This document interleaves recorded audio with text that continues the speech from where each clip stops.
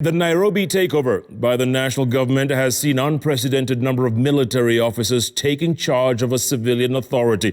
The Defense Council now seconding military officers to the Nairobi Metropolitan Services, as this has become President Uhuru Kenyatta's inner circle to manage the city-county. And as the Nairobi Metropolitan Services received presidential accolades on its achievements of its first 100 days in office, the city's elected governor, Sonko, has been reduced to a mere spectator in what critics describe as a military takeover of Nairobi County. Our very own Sam Ogina has more. The transfer of functions deed signed in February 2020 meant City Hall had surrendered health services, transport, planning and development, and public works and utilities to the state. In the transfer deed, Nairobi County government was admitting internal constraints were crippling delivery of service. And in March of 2020, President Uhuru Kenyatta unveiled the Nairobi Metropolitan Services in what is now being fashioned as a military takeover of the country's capital. NMS headed by Director General Mohamed Badi. You can't tell people that the alternative to a civilian democratic government is active military officers coming to office. With Badi at the helm of fixing Nairobi, the Defense Council approved a further 6 military officers to back their man in running of Nairobi County. The Defense Council approved officers including a brigadier, 4 majors and a lieutenant colonel. Elgeyo Marakwet Senator Kipchumba Murkomen is critical of introducing military personnel to public service. When you want to hold a military personnel, active military officer accountable through county assembly, will they listen?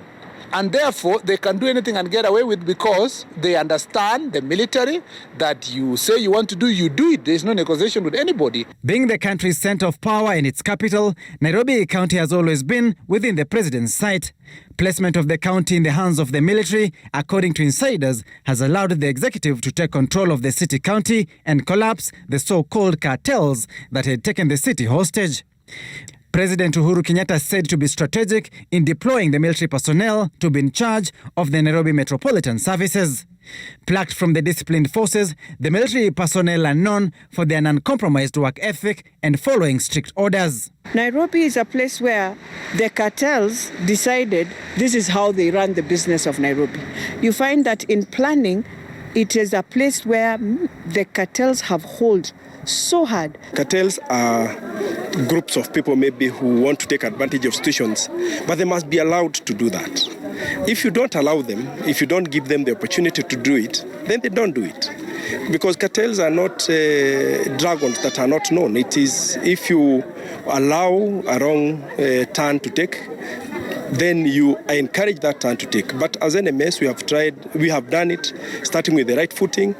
And so we are discouraging, we have not encountered anything that will stop us from working. But while the NMS is under the national government in the executive office of the president, critics quip the military takeover of a civilian government was the wrong approach to try cure the governance problems occasioned by the leadership of the city-county. It's the people that gave themselves Nairobi County government. And if they are dissatisfied, they can impeach the governor through the county assembly. They can also recall their county MCAs, or they can make a petition to dissolve the county government and elect another person. For now, the NMS has undertaken a path of revitalizing Nairobi County through various ministries. Major facelifts are being witnessed across the county. This as Nairobi Governor Sonko appears to have been shoved to the side, watching the generals execute his mandate in their military style and fashion. Sam Ogina, Citizen TV, Nairobi.